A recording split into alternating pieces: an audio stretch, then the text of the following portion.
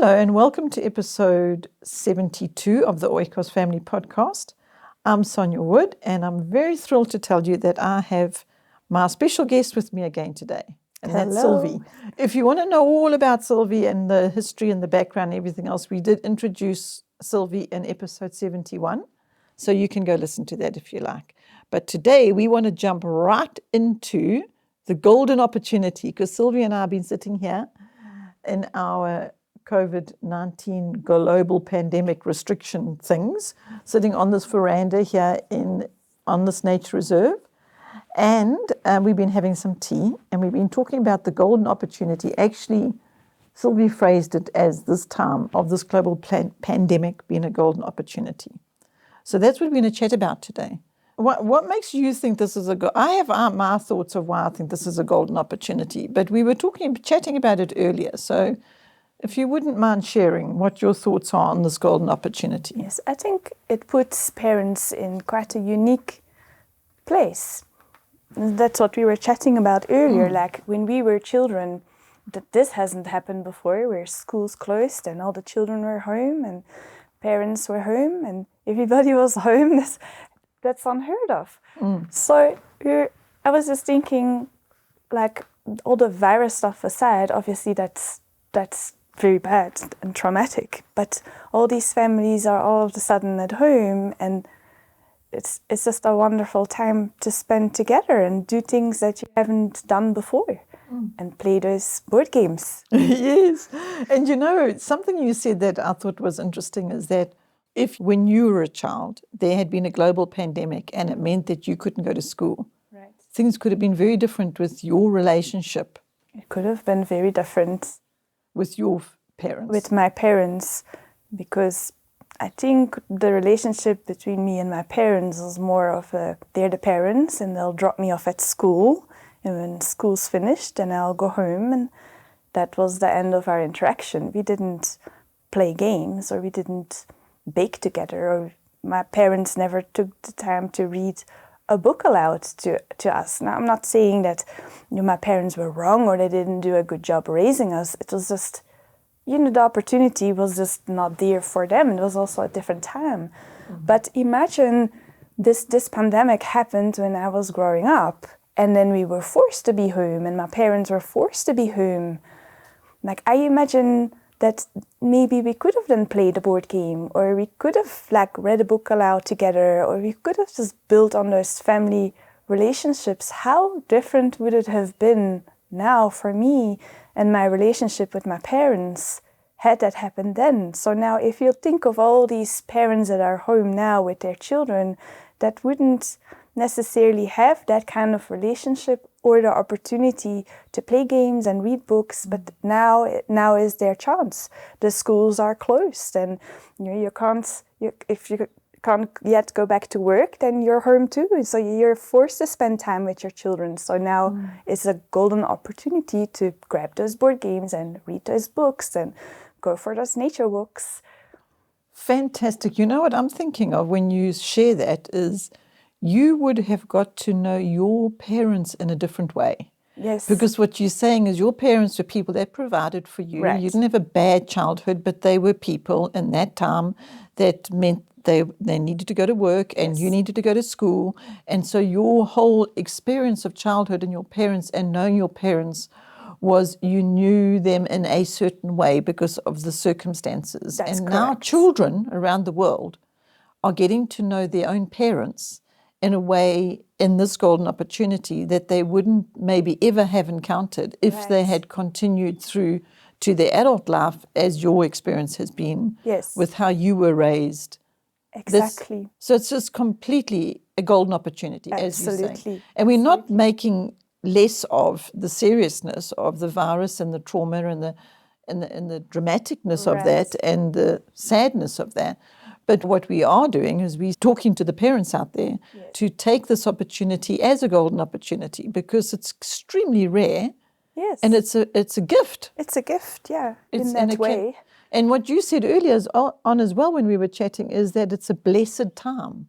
It is. And I mean, that is fantastic. Let us take full opportunity of this blessed time.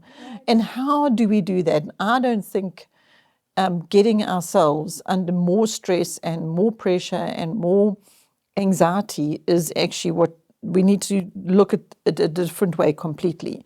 And I think that parents that are thinking that they need to try and keep their children up with what has to be achieved in this time, and I think that's actually a big concern for parents. I think they're feeling the pressure of making sure that their children's education, according to the school systems, remains on par with what it's meant to be. And what we're trying to encourage in them is saying, it's okay. You don't have to worry about that. Please don't worry, and rather use this time for what you can use it for. Correct. And like you've said, play with your children, go for walks, just have family time. And if you're not getting to the maths worksheet, it's okay. Because, as you said, maybe 2021, the situation is continuing, possibly. Yeah, let's pretend that the schools will remain closed till 2021. Okay. And I'm this stressed out parent, and I want to have my child remain on par with all their peers. So every day I'm having said child do a math sheet and a grammar sheet, and that is my thing. Every day this child has to do that. I don't think there will be a benefit once 2021 comes around for that child to having done a worksheet every day to remain on par. Yet if you play board games and you take time and you build on your relationship with your child, and 2021 comes around, there's a whole new life. Yeah, so basically you've gained a lot more by focusing on what you've just said rather than focusing on trying to keep up the scholastic needs, because those we can catch up. Actually, that's what I want to say to the parents, is I want to say to them that they can really relax about it, because children can catch up very, very quickly. Your own experience, we haven't even gone here yet, but you had a very critically ill child for a very long time. And in that period, you could not attend to the worksheets at all. You were attending to the life of a child, one of your four.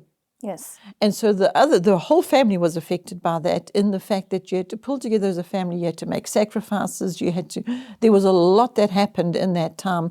And I think that's why you can so confidently now say that actually it really doesn't matter if you don't spend this time concerning yourself with keeping the worksheets going or the level, because when this crisis is through, you will be able to pick up and carry on, and the lack of having spent time on academics isn't going to be felt, right? I think it could even be a benefit, because sometimes the children just need a break from that kind of stress, and just need a break.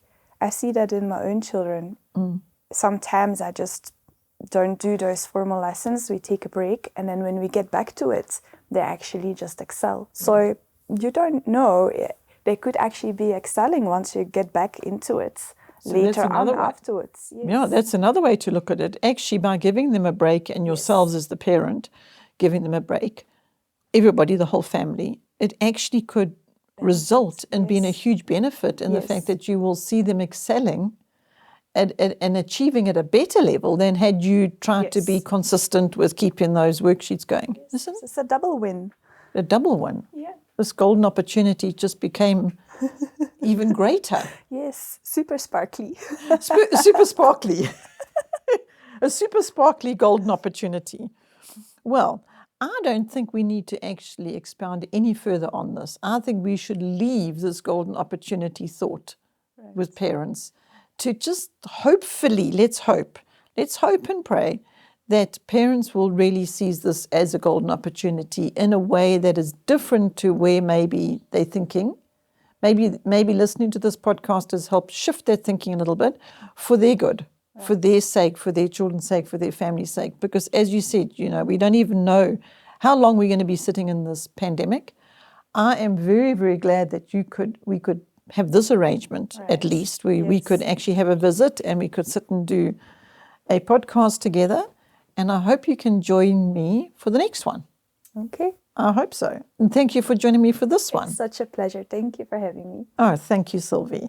And thank you to all of you for listening. We really appreciate and value your time as always. And we hope that you are going to seize this golden opportunity. And we hope that we will be hearing some wonderful testimonies come from it. Just like Sylvie's testimony of chucking out the stress and replacing it with family board games and playing and having fun and going for walks. Okay, thanks for listening. Bye for now.